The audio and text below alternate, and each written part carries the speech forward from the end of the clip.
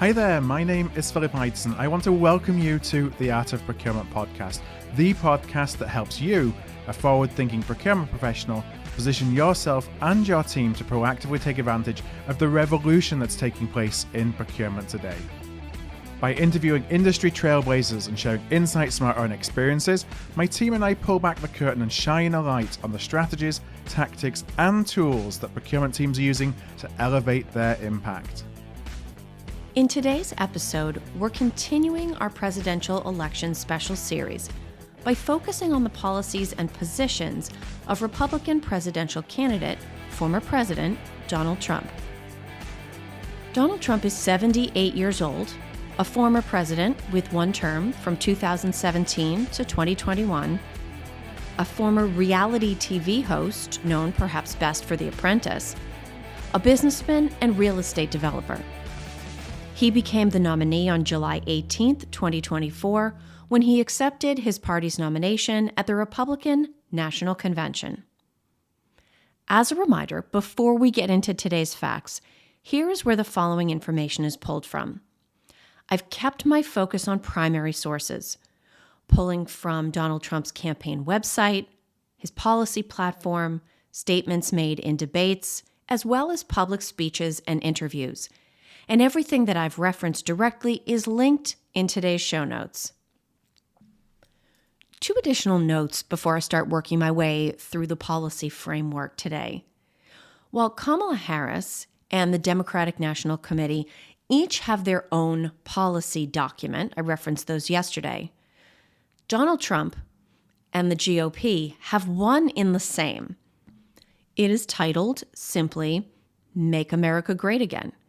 So I'm considering this the counterpart to Kamala Harris's New Way Forward campaign platform.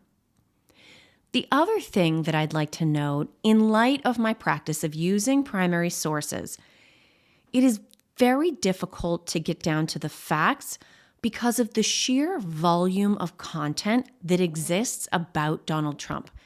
And whether that's content that he played a role in creating or commentary about him, I actually found that the abundance of content made my job harder. I didn't change my rules for myself, but I'm noting that in case you look to research any of these topics on your own. Now, as we did yesterday, let's start with supply chain policy. From the Make America Great Again platform document, the policy is focused on what they describe as an America First trade policy. Quote, standing up to countries that cheat and prioritizing American producers over foreign outsourcers, we will bring our critical supply chains back home. President Trump turned America trade policy around, protecting U.S. producers and renegotiating failed agreements. There is also a pledge that, quote, Republicans will bring critical supply chains back to the U.S., ensuring national security and economic stability while also creating jobs and raising wages for American workers. We'll talk more about this in a moment when we get to tariffs and trade, but Donald Trump's position on supply chains is focused on placing as much production and keeping as much revenue in the United States as possible. He often comments on companies that want to or do move their production out of the United States for whatever reason. Before I get to trade overall, just this week, Trump made a comment in an interview with Bloomberg News editor-in-chief John Micklethwait at the Economic Club of Chicago. He talked about not just trade, but about tiers of production in the supply chain. Trump's example was about companies that source and produce everything other places and then do the final assembly in the United States, offering up Mercedes-Benz as his example.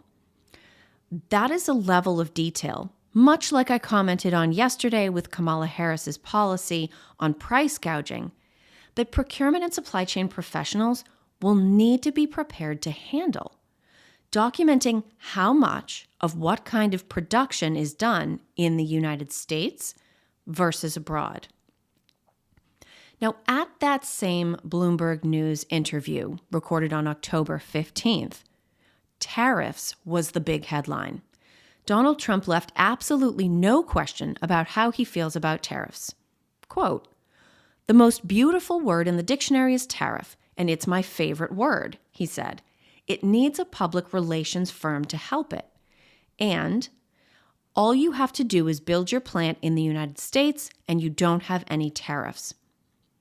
Now, when I go beyond that interview and reference the Make America Great Again platform document, there's a focus on trade deficit in addition to tariffs.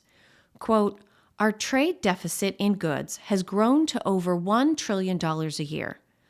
Republicans will support baseline tariffs on foreign-made goods, pass the Trump Reciprocal Trade Act, and respond to unfair trading practices. As tariffs on foreign producers go up, taxes on American workers, families, and businesses can come down." End quote. So just how much of a tariff are we talking about? Well, the one figure Donald Trump speaks about most frequently is 10%. In a Time magazine interview that I regarded, he laid 10% as in fact a minimum, and he described it as, quote, "a ring around the country." In the CNN debate that he did with President Biden, he also referenced a 10% tariff, saying that it would apply to everything coming into the United States.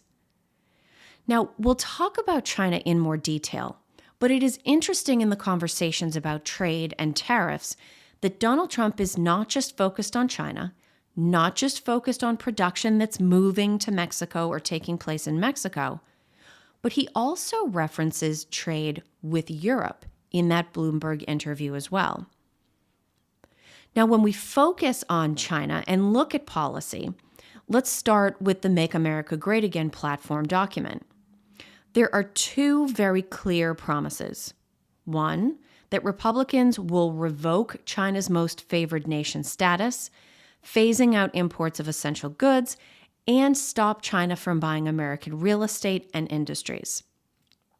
The second promise is that Republicans will revive the U.S. auto industry by reversing harmful regulations, canceling Biden's electric vehicle and other mandates, and preventing the importation of Chinese vehicles.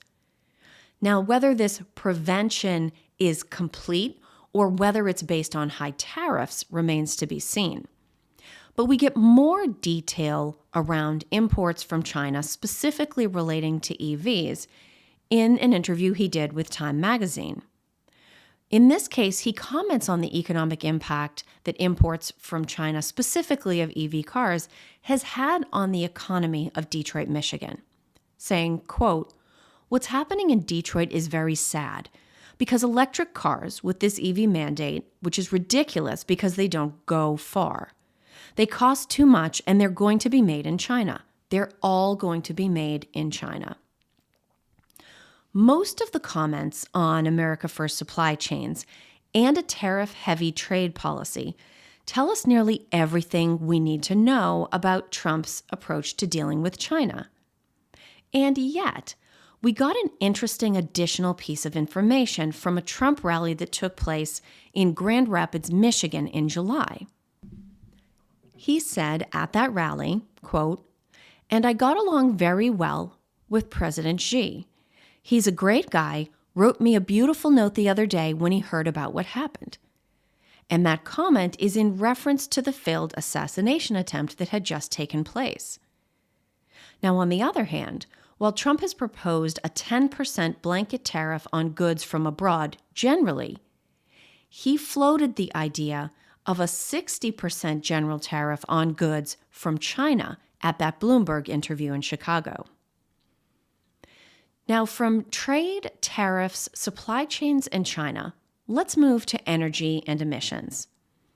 Starting with the Make America Great Again platform document, quote, "Republicans will increase energy production across the board, streamline permitting, and end market-distorting restrictions on oil, natural gas, and coal.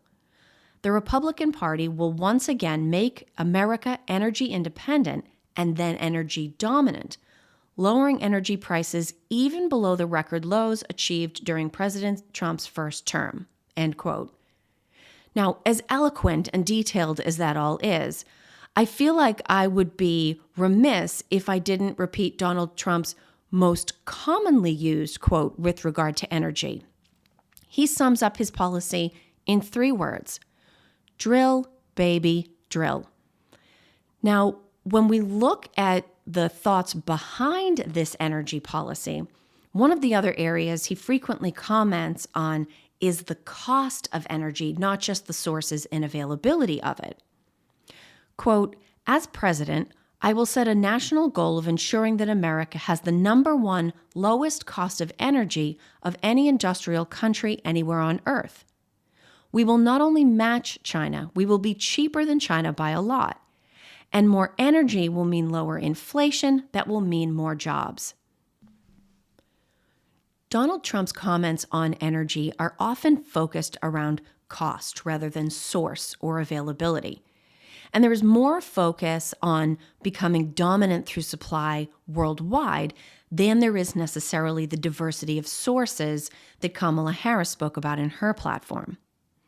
Again, from the Make America Great Again platform document, quote, "Under President Trump, the U.S. became the #1 producer of oil and natural gas in the world, and we will soon be again by lifting restrictions on American energy production and terminating the socialist Green New Deal. Republicans will unleash energy production from all sources, including nuclear, to immediately slash inflation and power American homes, cars, and factories with reliable, abundant, and affordable energy." Now, from a focus on energy, let's turn to emissions and the environment. In part 1 of this series, I mentioned that I would be honest about policy areas from either candidate that are light on detail. In part 2, I noted that Kamala Harris was light on trade and tariff details across all her platforms and speeches. I found in my research that Donald Trump's positions and platforms are light on the environment. He does not mention the environment, conservation, or emissions at his convention acceptance speech or in the Make America Great Again platform document. In an article on his official campaign website, Donald Trump did tout his ability to start construction of a nuclear reactor in his first term. Quote, "President Trump helped finance the construction of Units 3 and 4 at Plant Vogtle in Georgia, the first new nuclear reactors to begin construction in the United States in more than 30 years, which will create 800 permanent jobs, provide electricity to 1.6 million American homes, and avoid 10 million metric tons of carbon dioxide emissions annually." Now, if we think in terms of an expansive perspective on the environment, I would be remiss if I didn't mention that in the Make America Great Again platform document, there is a section that says, quote, "Republicans will promote beauty in public architecture and preserve our natural treasures. We will build cherished symbols of our nation and restore genuine conservation efforts." And for what it's worth, that conservation is a capital C. Now, just as I did yesterday, I want to move from major policies to 2 smaller areas that I think are relevant, particularly to procurement and supply chain professionals. The first is price fixing. At a rally in New York in September, Donald Trump said, quote, "While working Americans catch up, we're going to put a temporary cap on credit card interest rates. We're going to cap it at around 10%. We can't let them make 25 and 30%. Not exactly price fixing in the sense that we talked about price gouging with regard to groceries in part 2, but putting a cap on something that private businesses would otherwise calculate and determine consumer tolerance for all the same. And then corporate taxes. Stepping back just a bit, in 2017, then President Donald Trump reduced the corporate tax rate from 35% to 17%. And he said in his second term, he plans to reduce it again. While speaking at the Economic Club of New York, he stated that his plan calls for a, quote, "reduction in the corporate tax rate from 21% to 15% solely for companies that make their product in America." and this would be done in an effort to further support the revival of American manufacturing. He also said companies that, quote, outsource, offshore, or replace American workers, end quote, would not be eligible to benefit from the lower corporate tax rate. So those are the facts. As I said yesterday, if you have corrections, additions, or questions about any of these sources or pieces of information, please reach out. Tomorrow we will wrap the series in part 4 by comparing the policy positions and platforms of the two major presidential candidates. Where are they really the same or actually different? Join us tomorrow for the series conclusion to find out.